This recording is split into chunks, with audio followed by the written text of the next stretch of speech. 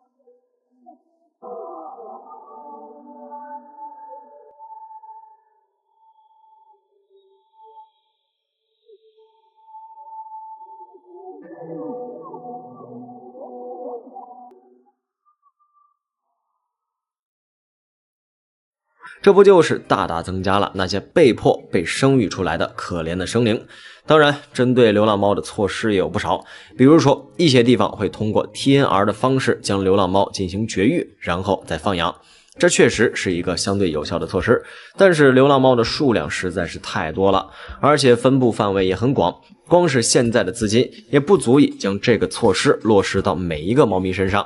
所以，最好的方法就是在自己有足够能力的情况下，领养一只流浪猫回家。如果自己目前还不足够负担猫咪的生活，那最好的方式就是不私自投喂，与它们保持一定的距离，而不是在公共场合投喂流浪猫，占用公共资源，侵害公众权益。这种行为不仅伤害它们，最终也会伤害到自己。对流浪猫、流浪狗有怜爱之情是人之常情，但是随意投喂反而是一种变相伤害。应当有更多人去减少投喂猫咪的频率，而不是满足自己的圣母心。只有这样，像浙大鸳鸯被猫吃的新闻才会更少。非常感谢您看完本期万物灵，欢迎点赞、评论、加关注。您的关注是熊探长探秘的最大动力。蓝冠造媒，1919年。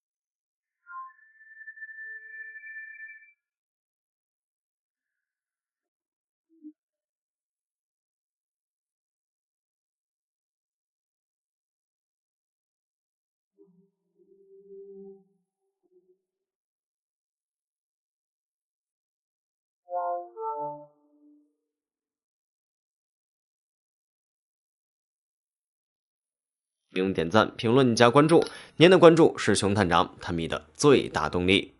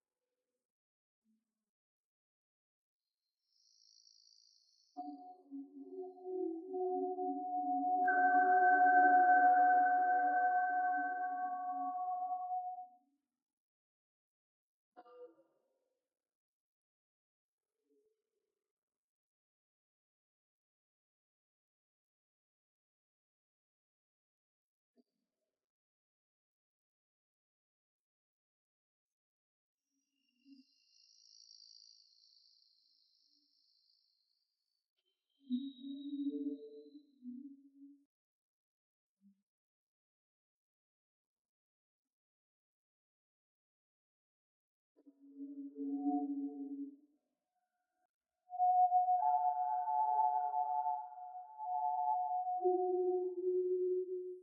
常感谢您看完本期万物灵，欢迎点赞、评论加关注，您的关注是熊探长探秘的最大动力。去年哈尔滨爆火，连带着动物园里的东北虎们也在网络上走红。一声呼啸震山林的东北猛虎，却化身为一只毛茸茸的大猫，嗷嗷的叫声惹得网友们纷纷发声：养一只东北虎需要注意什么？虽然没有多少人会真正产生惧怕的情绪，但是因为我们现在见到的老虎都是动物园里由人类饲养的，几乎没人见过真正的野生老虎了。这里是万物灵，欢迎关注熊探长带你探索有灵万物。过去可不一样，在人类活动还不能够征服大自然的时候，老一辈人遇见老虎可以说是死路一条。我国古代甚至建国初期都发生过老虎吃人伤人的事件以及虎患的记载，否则武松打虎也不会变成口口相传的英雄事迹了。可是为什么这么强大的老虎现在却在联合国的濒危动物保护红名单里成为一个快要灭绝的物种呢？其实早年间老虎的种群是非常壮大的，但老虎这样站在食物链顶端的猛兽不可避免会威胁到我们的生命安全，我们那时也缺乏动物保护意识，所以在这场人虎冲突中只能是老虎做出牺牲，惹不起还躲不起吗？于是老虎渐渐淡出了我们的视野，直到20世纪末，人们基本上已经见不到野生华南虎的身影。长白山东北虎据统计只有7到9只，而西北的新疆虎甚至已经宣布灭绝了。在过去的100年中，我国境内老虎从10万只减少到了3000多只，其中很多还是在动物园里保护起来的。除却有意识的猎杀行为，导致老虎急剧减少的另一个原因就是人类活动的急速扩张。我国早期为了追上发达国家的脚步，导致自然森林系统面积迅速减少，并且被人类的活动痕迹切割为小块，根本无法满足野生老虎需要的生存环境。最明显的一组数据就是，从20世纪50年代到21世纪初，东北虎的主要栖息地一退再退，从长白山一直退到了俄罗斯境内。野生老虎濒临灭绝，现在见到的老虎都是动物园里由人类饲养的，几乎没人见过真正的野生老虎了。也许有的朋友们会想，既然老虎那么凶猛，消失了不是一件好事吗？事实却相反，老虎是生态系统中不可缺少的一环。即便我们现在的科技已经可以应对许多气候的变化，但是一旦老虎彻底灭绝，这个后果我们也是难以承担的。老虎存在与否关联的不单单只是一个物种，而是牵连到它所处的自然生态系统，是生态系统健康的重要标志之一。我们现在不断提倡的碳循环，需要依赖于大面积的植被。一亩森林可以吸收大约 1.83 吨的二氧化碳，然后运行产生氧气、蓄水、防沙等功能。老虎要是生存的好了，说明我们的山林也保护好了。一只东北虎至少需要450平方公里的领地。判断一个物种可以自然生存繁衍，是需要该种群中至少存在15到18只雌性存在的，以此才能避免近亲繁殖导致的疾病。18只雌虎存在，大约就需要8100平方公里。但是我国最大的东北虎自然保护区也只有1000多平方公里，远远达不到要求。从另一方面来说，一个山头如果有老虎存在，说明这个地方的生态环境以及物种丰富度是良好的。因为一只成年老虎如果1周捕食1次，1年大约需要50只成年梅花鹿那么大的动物作为食物。而为了保证食物来源的充足，它捕食的数量大约占这个种群的10%，所以一只老虎的领地周围大概需要500只这样的动物。此外，老虎捕食的对象大多都是食草动物，因此会很大程度降低了这个地方的植被生长压力，从而让整个生态循环可以良好的运行。所以，生态的保护必然绕不开对老虎这样的野生动物的保护，二者是一个互利互惠、相互依存的关系。除了自然环境，如果老虎消失了，我们的很多经济产业也会受到冲击，比如旅游产业。并且作为老虎的同类竞争者，短时间内狼群的数量可能会激增，不免会对人类的安全和生产造成影响。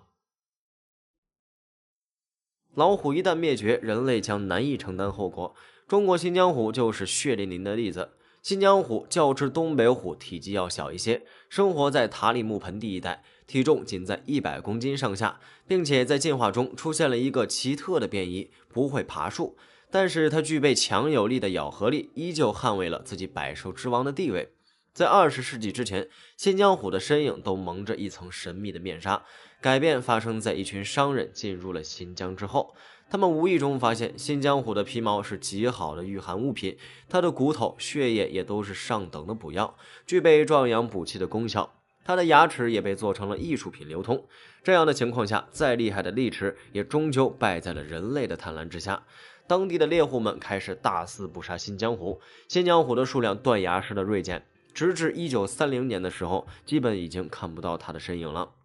顶级捕猎者的消失，让本就脆弱的塔里木盆地生态逐渐变得分崩离析。当地的牧民们享受了一段时间老虎带来的红利，但是很快，自然的惩罚就反馈到了人类自己身上。没有了最大的天敌，野猪和野山羊等食草动物开始呈爆发式的增长，植被、草地被它们吃得光秃秃一片。没有了叶子就吃草根，不仅仅让牧民们的羊群没有了食物来源，更可怕的是，植被的死亡让土地急速地开始沙漠化，威胁到了人类的生存。此外，没有了老虎这样大型食肉动物的竞争，并且食草动物的增加，也让狼群快速增长。他们会趁夜色潜入牧民的羊圈中吃羊，甚至会围杀落单的人类。没有办法，为了恢复正常的生态，政府只能花钱雇人去猎杀狼群和野猪等动物，以及引进大型食肉动物，人为的建立新的循环。从新疆虎的案例可以看得出来，生物链上的每一个物种都不单单只是一个可以用简单的好与不好来概括的。非常感谢您看完本期万物灵，欢迎点赞、评论、加关注，您的关注是熊探长探秘的最大动力。